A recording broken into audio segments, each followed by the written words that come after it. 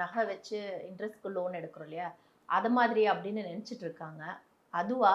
இல்ல பழைய நகை எடுத்துட்டு வந்து உங்ககிட்ட சேல்ஸ் பண்றது அந்த டேர்ம்ல இருக்கீங்களா? எந்த மாதிரி சார் நீங்க நாங்க வந்து பண்றீங்க? பழைய தங்கத்த விலைக்கு வாங்கிக்கிற கம்பெனி தான் ஜிஎன்ஆர் கோல்ட் ட்ரேடர்ஸ். ஓகே. நாங்க அடகு வாங்குறதில்ல. ம். இது வாங்குறதில்ல. Maybe okay. பழைய தங்கத்த அடகு நகையை மீட்டு ம். நாங்க விலைக்கு வாங்கிக்கிறோம்.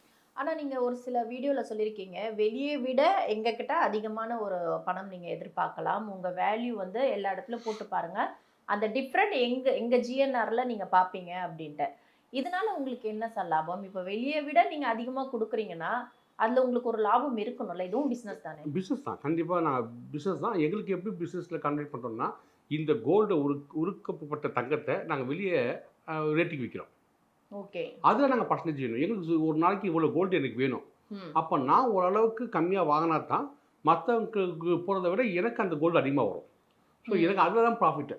Okay, okay. எனக்கு கோல்டு இங்கே வரணும். அந்த கோல்டு நான் இன்னொருத்தருக்கு குடுக்கணும். அப்போ ஓகே. குடுக்கும்போது நான் ப்ராஃபிட் வச்சு குடுக்குறேன்.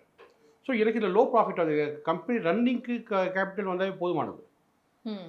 மத்தபடி எனக்கு சேல்ஸ் தான் ப்ராஃபிட் பார்க்க வேண்டியது.